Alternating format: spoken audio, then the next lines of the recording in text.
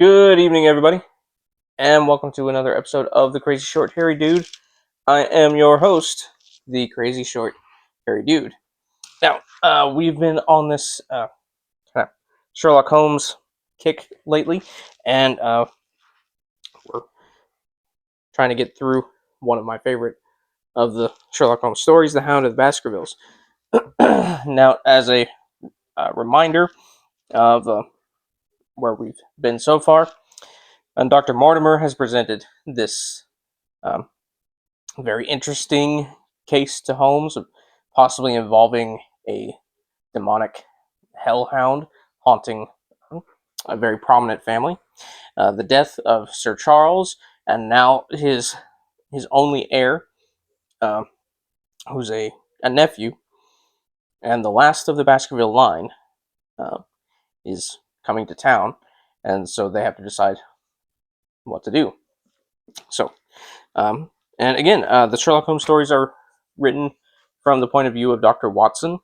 He's the one who's narrating and writing everything down here. So we're going to start on, we're going to get into chapter 4 here. Chapter 4, Sir Henry Baskerville. Our breakfast table was cleared early, and Holmes waited in his dressing gown for the promised interview. Our clients were punctual to their appointment, for the clock had just struck 10 when Dr. Mortimer was shown up, followed by the young baronet. The latter was a small, alert, dark-eyed man about 30 years of age, very sturdily built, with thick black eyebrows and a strong, pugnacious face. He wore a ruddy-tinted tweed suit, and had the weather-beaten appearance of one who has spent most of his time in the open air. And yet there was something in his steady eye, and the quiet assurance of his bearing, which indicated the gentleman. "This is Sir Henry Baskerville," said Dr. Mortimer. "Why, yes," said he. "And the strange thing is, Mr. Sherlock Holmes, that if my friend here had not proposed coming round to you this morning, I should have come on my own account. I understand that you think out little puzzles, and I've had one this morning which wants more thinking out than I'm able to give it. Pray, take a seat, Sir Henry. Do I understand you to say that you have yourself had some remarkable experience since you have arrived in London?" "Oh, nothing of much importance, Mr. Holmes. Only a joke, as like as not. It was this letter, if you can call it a letter, which reached me this morning." He laid the envelope upon the table, and we all bent over it. It was of common quality, greyish in colour. The address, Sir Henry Baskerville, Northumberland Hotel, was printed in rough characters, the postmark Charing Cross, and the date of the posting the preceding evening. "Who knew that you were going to the Northumberland Hotel?" asked Holmes, glancing keenly at our visitor. "Well, no one could have known. We only decided it after I met Dr. Mortimer." "But Dr. Mortimer was no doubt already stopping there." "No, I had been staying with a friend," said the doctor. "There was no possible indication..." Sorry. Messed that up. "There was no possible indication that we intended to go to this hotel." "Someone seems to be very deeply interested in your movements." Out of the envelope he took a half sheet of foolscap paper folded into four. This he opened and spread flat upon the table. Across the middle of it a single sentence had been formed by the expedient of pasting printed words upon it. It ran, "As you value your life or your reason, keep away from the moor." The word "moor" only was printed in ink. "Now," said Sir Henry Baskerville, "perhaps you will tell me, Mr. Holmes, what in thunder is the meaning of that, and who it is that takes so much interest in my affairs. What do you make of it, Dr. Mortimer? You must allow that there is nothing supernatural about this, at any rate." "No, sir, but it might very well come from someone who was convinced that the business is supernatural." "What business?" asked Sir Henry sharply. "It seems to me that all you gentlemen know a great deal more than I do about my own affairs." "You shall share our knowledge before you leave this room, Sir Henry. I promise you that," said Sherlock Holmes. "We will confine ourselves for the present, with your permission, to this very interesting document, which must have been put together and posted yesterday evening. Have you yesterday's Times, Watson? It's right here in the corner. Might I trouble you for it? The inside page, please, with the leading articles. He glanced swiftly over it, running his eyes up and down the columns. Capital article, this on free trade. Permit me to give you an extract from it. Sorry. You may be cajoled into imagining that your own special trade or your own industry will be encouraged by a protective tariff, but it stands to reason that such legislation must in the long run keep away wealth from the country, diminish the value of our imports, and lower the general conditions of life in this island. What do you think of that, Watson? Cried Holmes with a high glee, rubbing his hands together with satisfaction. Don't you think that is an admirable sentiment? Dr. Mortimer looked at Holmes with an air of professional interest, and Sir Henry Baskerville turned a pair of puzzled, dark eyes upon me. I don't know much about this tariff and things of that kind, said he, but it seems to me that we've got a bit off trail so far as that note is concerned. On the contrary, I think we are particularly hot upon the trail, Sir Henry. Watson here knows more about my methods than you do, but I fear that even he has not quite grasped the significance of this sentence. No, I confess I see no connection. And yet, my dear Watson, there is so very close a connection that one is extracted from the other. You, your life, reason, value, keep away from the... Don't you see now whence these words have been taken? By thunder, you're right! Well, that isn't smart, cried Sir Henry. If any possible doubt remained, it is settled by the fact that keep away and from thee are cut out in one piece. Well, now, so it is. Really, Mr. Holmes, this exceeds anything which I could have imagined, said Dr. Mortimer, gazing at my friend in amazement. I could understand anyone saying that the words were from the newspaper, but that you should name which and add that it came from the leading article is really one of the most remarkable things which I have ever known. How did you do it? I presume, Doctor, that you could tell the skull of a Negro from that of an Eskimo. Most certainly. But how? Because that is my special hobby. The differences are obvious. The supraorbital crest, the facial angle, the maxillary curve, But this is my special hobby. And the differences are equally obvious. There is as much a difference to my eyes between the leaded bourgeois type of the Times article and the slovenly print of an evening halfpenny paper as there could be between your Negro and your Eskimo. The detection of types is one of the most elementary branches of knowledge to the special expert in crime. Though I confess that once, when I was very young, I confused the Leeds Mercury with the Western Morning News. But a Times leader is entirely distinctive, and these words could have been taken from nothing else. As it was done yesterday, the strong probability was that we should find the words in yesterday's issue. So far as I can follow you then, Mr. Holmes, said Sir Henry Baskerville, someone cut out this message with scissors. Nail scissors, said Holmes. You can see that it was a very short-bladed scissors, since the cutter had to take 2 snips over keep away. That's so. Someone then cut out the message with a pair of short-bladed scissors, pasted it with gum, said Holmes, with gum onto the paper. But what I want to know is why the word more should have been written. Because he could not find it in print. The other words were all simple and might be found in any issue, but more would be less common. Why, of course, that would explain it. Have you read anything else in this message, Mr. Holmes? There are 1 or 2 indications, and yet the utmost pains have been taken to remove all clues. The address you observe is printed in rough characters. The Times is a paper which is seldom found in any hands but those of the highly educated. We may take it, therefore, that the letter was composed by an educated man who wished to pose as an uneducated one. And his effort to conceal his own writing suggests that the writing might be known or come to be known by you. Again, you will observe that the words were not gummed on an accurate line. but that some are much higher than others. Life, for example, is quite out of its proper place. That may point to the carelessness, or it may point to agitation and hurry on the part of the cutter. On the whole, I incline to the latter view, since the matter was evidently important, and it is unlikely that the composer of such a letter would be careless.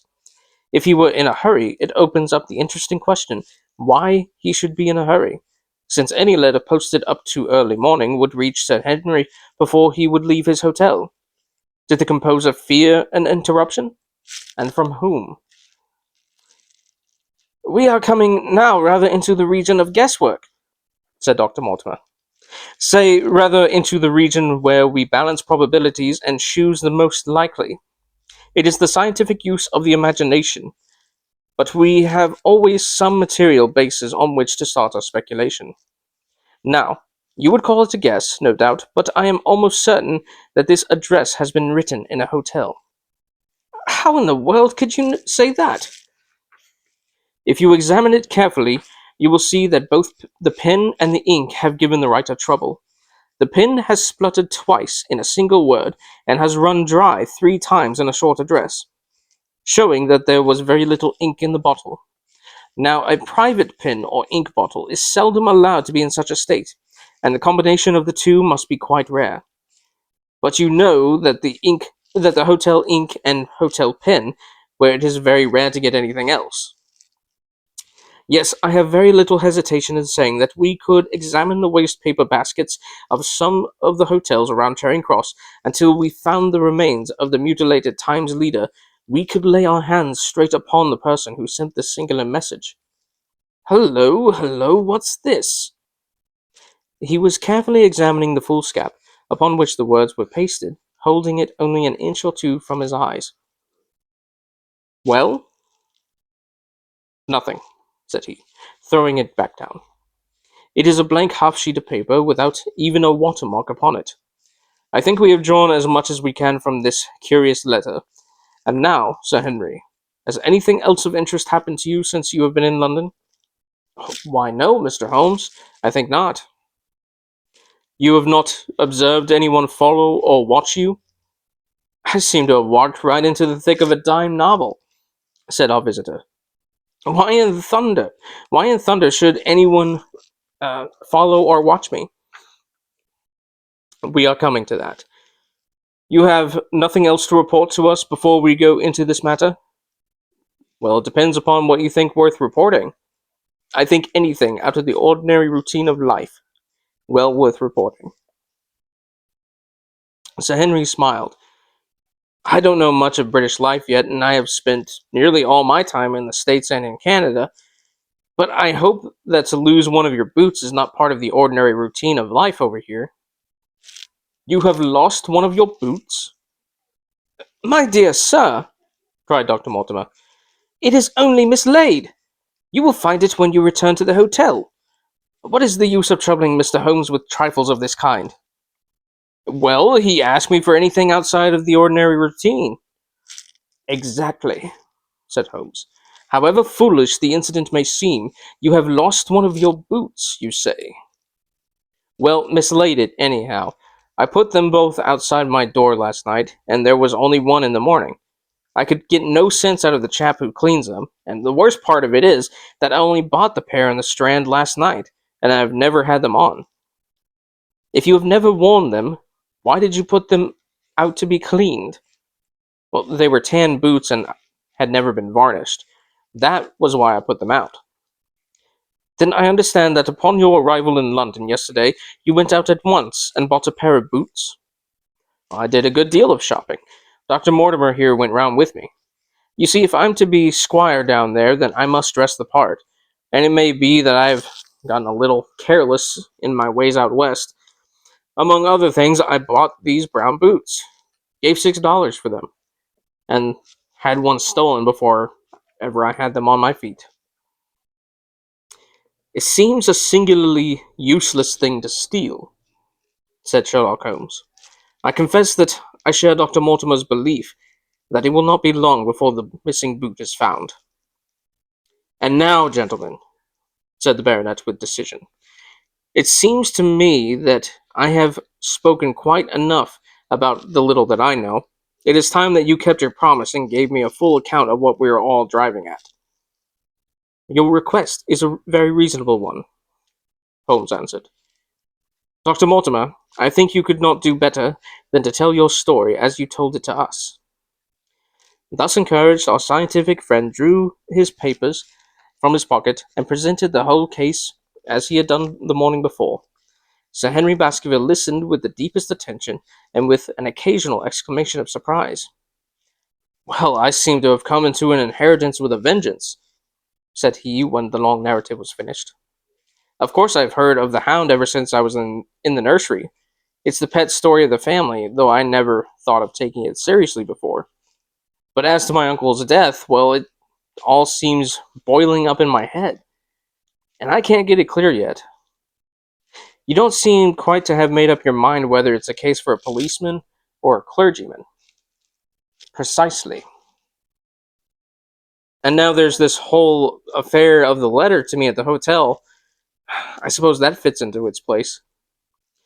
It seems to show that someone knows more than we do about what goes on upon the moor, said Dr. Mortimer.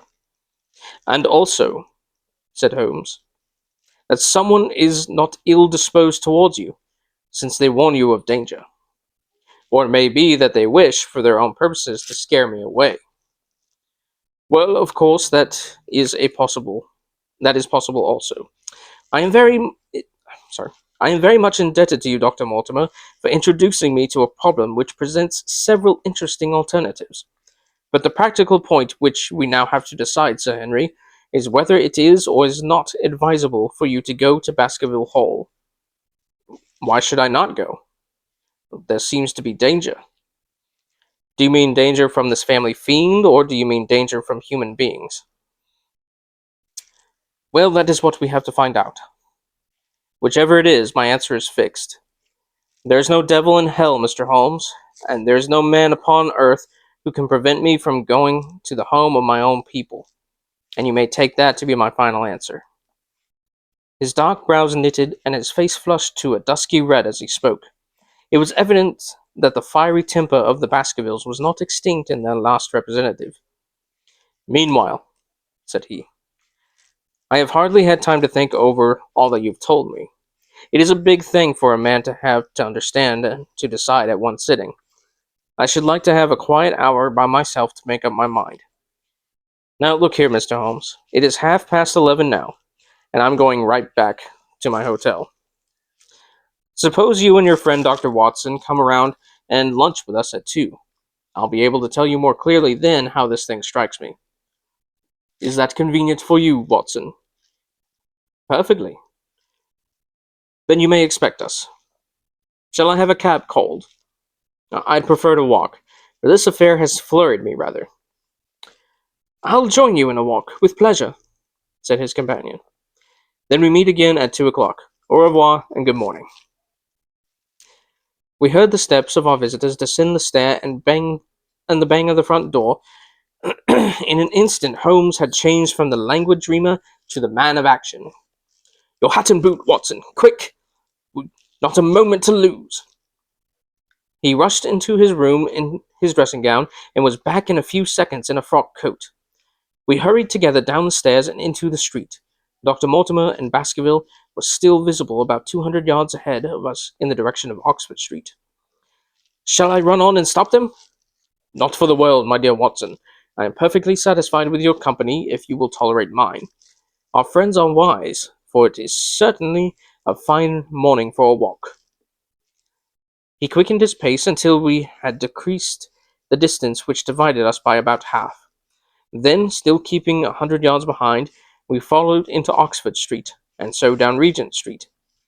Once our friend stopped and stared into a shop window, upon which Holmes did the same. An instant afterwards he gave a little cry of satisfaction, and following the direction of his eager eye, I saw that a hansom cab with a man inside, which had halted on the other side of the street, was now proceeding slowly onward again. There's our man, Watson. Come along. We'll have a good look at him if we can do no more. At that instant I was aware of a bushy black beard and a pair of piercing eyes turned upon us through the side window of the cab. Instantly the trap door at the top flew up. Something was screamed to the driver, and the cab flew madly off down Regent Street. Holmes looked eagerly round for another, but no empty one was in sight. Then he dashed in wild pursuit amid the stream of traffic. But the start was too great, and already the cab was out of sight.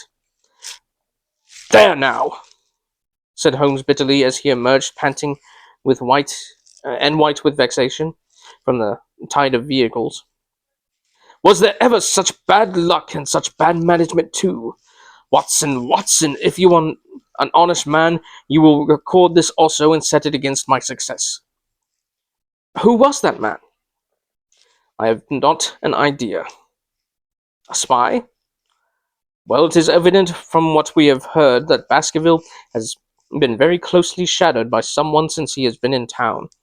How else could it be known so quickly that it was the Northumberland Hotel which he had chosen? If they had followed him from the first day, I argued that they would follow him also the second.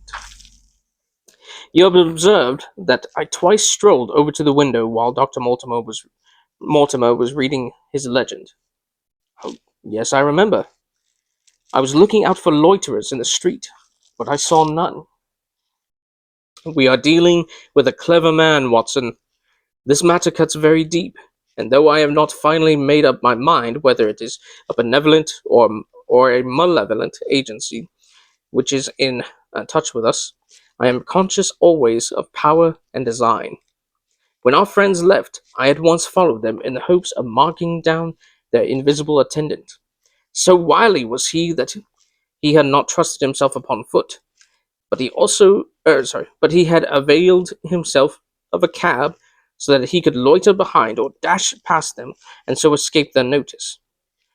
His method had the additional advantage that if they were to take a cab, he was already to follow them. It has, however, one obvious disadvantage. It puts him in the power of the cabman." "Exactly, Watson. What a pity we did not get the number." "My dear Watson, clumsy as I have been, you surely do not seriously imagine that I neglected to get the number. Number 2704 is our man, but that is no use to us for the moment." "I fail to see how you could have done more." "On observing the cab, I should have instantly turned and walked in the other direction. I should then at my leisure have hired a second cab and followed the first at a respectful distance, or better still, have driven to the Northumberland Hotel and waited there. When our unknown had followed Baskerville home, we should have had the opportunity of playing his own game upon himself, and seeing where he made for. As it is, by an indiscreet eagerness, which was taken advantage of with extraordinary quickness and energy by our opponent, we have betrayed ourselves and lost our man." We had been sauntering slowly down Regent Street, during this conversation, and Dr. Mortimer with his companion had long vanished from us. "There is no object in our following them," said Holmes. "The shadow has departed and will not return. We must see what further cards we have in our hands and play them with decision. Could you swear to that man's face within the cab?" "I could swear only to the beard." "And so could I. From which I gather that it was in all probability a false one. A clever man, upon so delicate an errand, has no use for a beard save to conceal his features. Come in here, Watson." He turned into one of the district messenger offices, where he was warmly greeted by the manager. "Ah, Wilson, I see you have not forgotten the little case in which I had the good fortune to help you." "No, sir, indeed I have not. You saved my good name and perhaps my life." "My dear fellow, you exaggerate. I have some recollection, Wilson, that you had among your boys a lad named Cartwright, who showed some ability during the investigation." "Yes, sir, he's still with us." "Could you ring him up?" "Thank you. And I should be glad to have change of this £5 note." A lad of 14 with a bright, keen face had obeyed the summons of the manager. He stood now gazing with great reverence at the famous detective. "Let me have the hotel directory," said Holmes. "Thank you. Now, Cartwright, there are the names of 23 hotels here, all in the immediate neighborhood of Charing Cross. Do you see?" "Yes, sir." "You will visit each one of these in turn." "Yes, sir." "You will begin in each case by giving the outside porter 1 shilling. Here are 23 shillings." "Yes, sir." "You will tell him that you want to see the waste paper of yesterday. You will say that an important telegram has miscarried and that you are looking for it. Do you understand?" "Yes, sir." "But what you are really looking for is the center page of the Times, with some holes cut in it with scissors.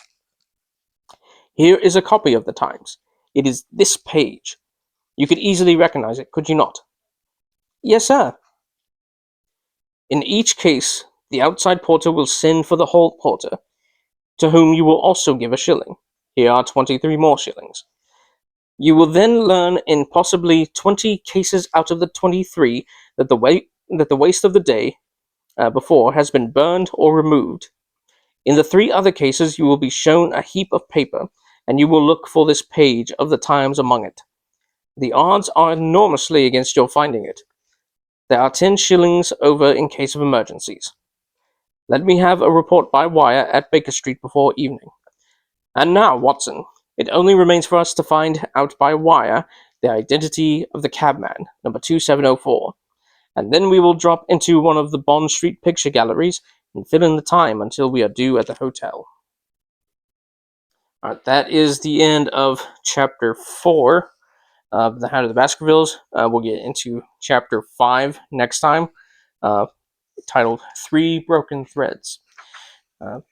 So things are starting to add up a little bit. We're getting a little more excitement. Sir Henry has been followed by someone probably wearing a fake beard. Um, and we don't know for sure why he was being followed or what their goals are. But things are shaping up. So next time we will get into Chapter 5. I hope everybody is doing well out there. And those of us in Texas, I hope everybody's staying warm and has plenty of water and power, all those things. Things are starting to warm up a little bit.